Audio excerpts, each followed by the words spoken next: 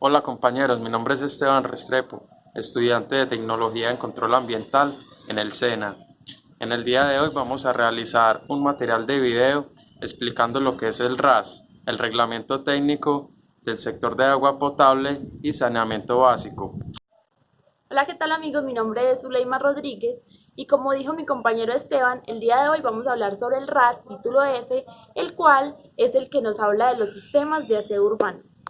El Reglamento Técnico de Agua y Saneamiento RAS está compuesto por una parte obligatoria, la Resolución 1096 del 2000, y otra parte de manuales de práctica de buena ingeniería, conocidos como los títulos del RAS, en donde se realizan recomendaciones técnicas mínimas para la formulación, diseño, construcción, puesta en marcha, operación y mantenimiento de los sistemas de acueducto, alcantarillado y aseo, de forma que se logre con esta infraestructura prestar un servicio con calidad. El presente documento, correspondiente al título F, Sistemas de aseo urbano, establece los criterios básicos, los requisitos mínimos y las buenas prácticas técnicas de ingeniería que deben reunir los diferentes procesos involucrados en la conceptualización, el diseño, la implementación y construcción, la supervisión técnica, la puesta en marcha, la operación, el mantenimiento, el cierre, la clausura, la posclausura y las actividades de salvamento de infraestructura de los diferentes componentes y subcomponentes del sistema de aseo urbano que se desarrollen en el país, con el fin de garantizar la seguridad, durabilidad, funcionalidad, calidad, efectividad, sostenibilidad, redundancia e integridad dentro del nivel de complejidad determinado para el proyecto. F1. Aspectos generales de los sistemas de aseo urbano. Tenemos los fines para la prestación del servicio de aseo, el cual estipula lo siguiente. La prestación del servicio de aseo debe perseguir y alcanzar los fines que se indican a continuación. 1. Garantizar la calidad del servicio a toda la población. 2. Prestar eficaz y eficientemente el servicio en forma continua e ininterrumpida. 3. Obtener economías de escala comprobables. 4. Establecer mecanismos que garanticen a los usuarios el acceso al servicio y su participación en la gestión y fiscalización de la prestación. Componentes básicos y elementos funcionales del servicio de aseo. Se presentan las opciones para el cálculo de la población, la producción per cápita y demanda, los requisitos y los criterios de diseño para los componentes básicos y elementos funcionales de los sistemas de aseo urbano, los cuales se referencian a continuación. Componente: almacenamiento y presentación, recolección de residuos, barrido manual y mecánico de vías y limpieza de áreas públicas y cortes y podas en áreas públicas, transporte de residuos y estaciones de transferencia, aprovechamiento, tratamiento y disposición final, procesos de tratamiento térmico. Elementos preliminares para el diseño del sistema de gestión de residuos sólidos. Previamente al inicio de la formulación del proyecto, se debe comprobar el uso del suelo permitido en la zona seleccionada para el desarrollo de la misma de acuerdo con el Plan de Ordenamiento Territorial dado por el POT, PBOT o EOT. Los planes de gestión integral de residuos sólidos, PEGIR, así como lo determinado en los planes de ordenamiento y de manejo de cuencas hidrográficas, POMCH. Las restricciones en áreas protegidas y en los títulos mineros cuando aplique. Y realizar las actividades de socialización y divulgación del proyecto. La consulta previa cuando aplique. Obtener la certificación expedida por la Aeronáutica Civil, Aerocivil, sobre el cumplimiento de la normatividad sobre el tema. Procedimiento particular para el desarrollo de sistemas de aseo urbano. Es importante que se evalúe las condiciones particulares de la población que se va a atender con el proyecto y de los demás usuarios, sector comercial, industrial u otros, así como en general del mercado potencial para los productos a obtener, para definir si es posible implementar un sistema con aprovechamiento o no. Para ello, debe tener en consideración las siguientes variables que lo permitan conocer las condiciones básicas a considerar en la selección del sistema. Primero, producción per cápita de residuos sólidos generados. Segundo, Proyección de la población. Análisis demográfico. Utilizar la guía 001. Definición del nivel de complejidad y evaluación de la población, la dotación y la demanda de agua del RAS. Tercero, caracterización de los residuos sólidos, lo cual incluye la determinación de la composición física y química y frecuencias y tasas de generación por tipo de generador con la respectiva estratificación socioeconómica. Cuarto, determinación del peso específico, el volumen de los residuos sólidos y demás variables. De forma particular, el parámetro de volumen es relevante para los residuos con potencial de aprovechamiento. Quinto, condiciones geográficas y topográficas del territorio, así como económicas y de mercado. Almacenamiento y presentación. En este capítulo se establecen los criterios básicos y requisitos mínimos obligatorios que deben cumplir los usuarios del servicio público de aseo en relación con el almacenamiento y la presentación de los residuos sólidos generados, de acuerdo con la normativa vigente. Asimismo, se presentan recomendaciones de buenas prácticas de ingeniería para este componente del servicio. Recomendaciones para el almacenamiento y la presentación de los residuos sólidos domiciliarios por parte de los usuarios.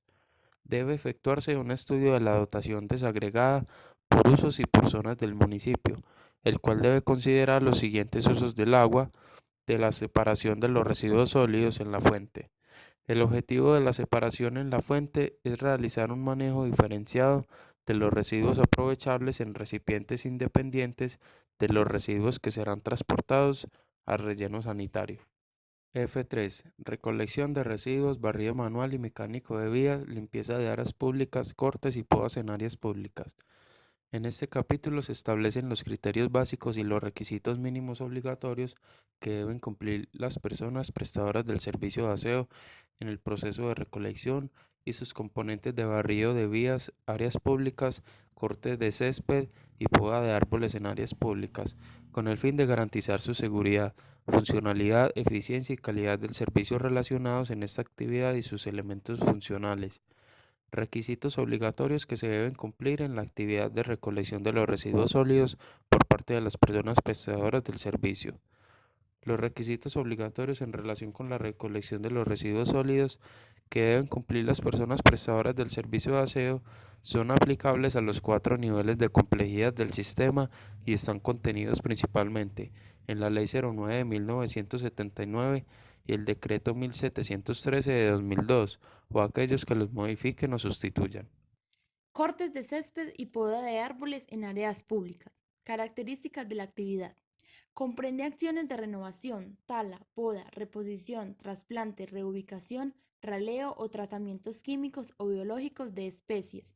Incluye el fitosanitario, fertilización y similares. De los especímenes vegetales que se encuentran en áreas públicas, así como las efectúan particulares.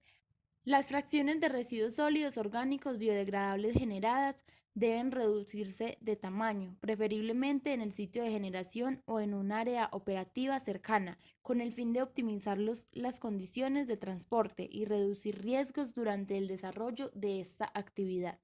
Disposición de los residuos sólidos orgánicos biodegradables. Los residuos sólidos orgánicos biodegradables generados durante el desarrollo de las actividades descritas deben someterse a estabilización empleando procesos de tipo biológico, físico-químicos, térmicos o combinación de los anteriores y pueden llevarse a la valorización agronómica. F4. Transporte de residuos y estaciones de transferencia.